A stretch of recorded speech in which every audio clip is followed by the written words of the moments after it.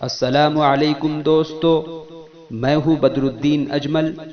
میرے YouTube channel پر آپ سبھی کا خیر مقدم ہے۔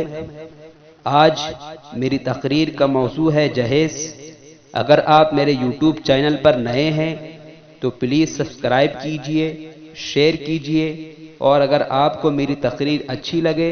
تو کمنٹ کر کے ضرور بتائیے۔ الحمد لله وكفى وسلام على عباده الذين اصطفى، أما بعد فقد قال النبي صلى الله عليه وسلم: من تزوج امرأة لعزها لم يزد الله إلا ذلا، ومن تزوجها لمالها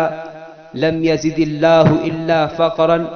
إلى آخره، أو كما قال عليه الصلاة والسلام۔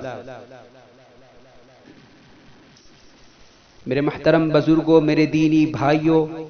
اور نوجوان ساتھیوں، اس وقت میرا موضوع سخن ہمارے معاشرے کا وہ ناسور ہے جس نے زندگی کی بنیادوں کو ہلا کر رکھ دیا ہے، سینکڑوں ہزاروں گھروں کو تباہ و برباد کر دیا ہے، اور کتنے ہی جذبات کو مسل کر رکھ دیا ہے۔ یہ وہ بیماری ہے جسے آپ جہیز کے نام سے یاد کرتے ہیں۔ میں نے خطبے کے بعد ایک حدیث شریف پڑھی ہے، اس میں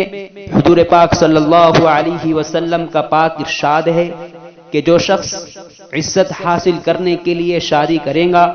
تو رب ذوالجلال ایسے شخص کو ذلت کے سوا کچھ نہ دیں گے،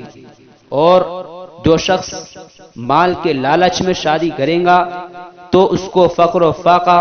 اور تنگ دستی کے سوا کچھ نصیب نہ ہوگا۔ اسلام کے پاس بانو، آج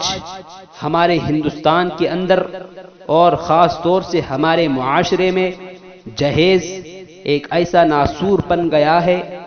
جو ایٹمی ہتھیار سے زیادہ خطرناک اور مہلک ثابت ہوتا جا رہا ہے۔ اس منحوس جہیز کی بنیاد پر ہندوستانی معاشرے میں روزمرہ اخبارات کی رونق زار بن کر یہ سرخیاں چھپتی ہیں کہ فلاں شوہر نے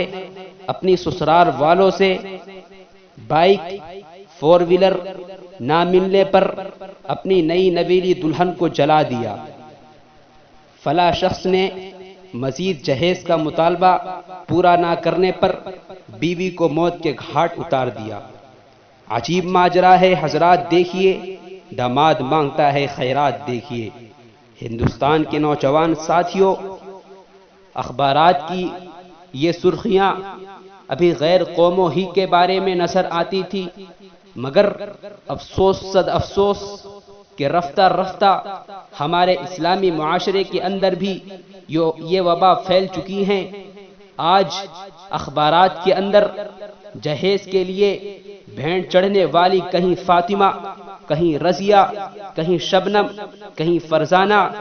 اور کہیں ہماری بہن عائشہ اسلامی شریعت کے نام لیواؤں سے یہ کہہ رہی ہے، کاش ہماری اسلامی شریعت کتابوں اور وعظوں کے بجائے عمل میں آ جاتی۔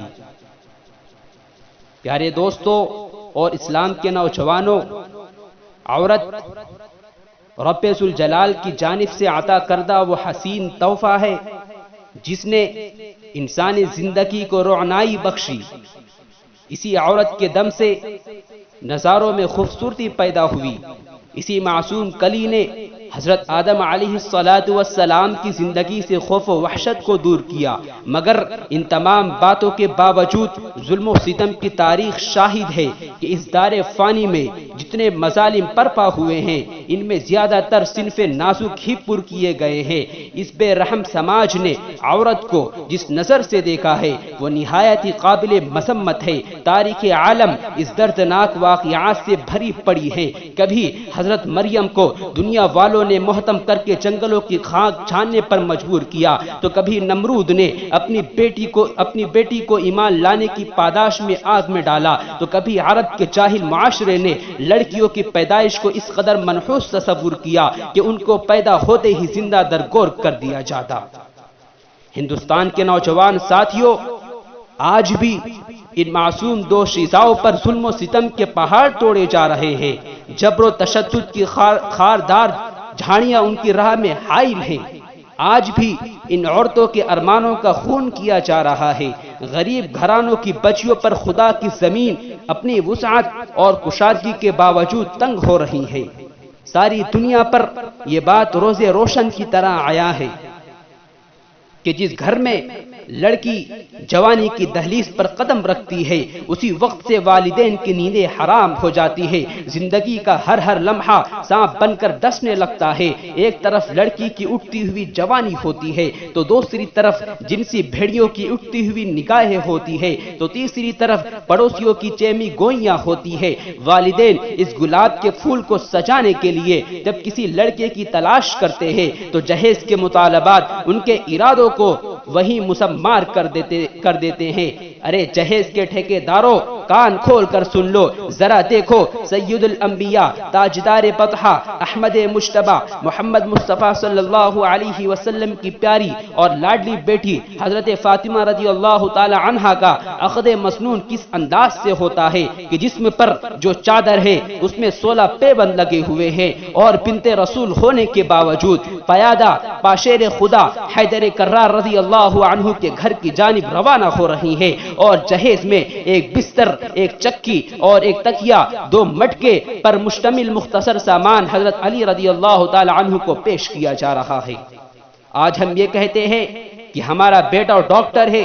ہمارا بیٹا انجینئر ہے، ہمارا بیٹا پائلٹ ہے، ہمارا بیٹا گریجویٹ ہے، ہمارا بیٹا ٹیلی فون آپریٹر ہے، ہمارا بیٹا سعودی عرب میں رہتا ہے، ہمارا بیٹا ممبئی میں رہتا ہے، ہمارا بیٹا کولکتہ میں رہتا ہے، اس لیے جہیز میں جہاز چاہیے، اس لیے جہیز میں موٹر بائک چاہیے، اس لیے جہیز میں 4 ویلر چاہیے۔ ارے اولاد پیدا کر کے جہیز کی تمنا کرنے والوں، کان کھول کر سن لو، اگر تمہارا بیٹا ڈاکٹر ہے تو حضرت علی امیر المؤمنین تھے، اگر تمہارا بیٹا انجینئر ہے تو حضرت علی مجاہد تھے، اگر تمہارا بیٹا پائلٹ ہے تو حضرت علی خلیفہ رسول تھے، اگر تمہارا بیٹا ٹیلی فون آپریٹر ہے تو حضرت علی فاتح خیبر تھے، اگر تمہارا بیٹا گریجویٹ ہے تو حضرت علی اسد اللہ تھے، اگر تمہارا بیٹا پیکر سیاست ہے تو حضرت علی پیکر ولادت تھے۔ میرے نوجوان بھائیوں، آئیے ہم سب مل کر اس بات کا عہد کریں کہ اس جہیز جیسی ملعون رسم کو مٹا کر دم لیں گے۔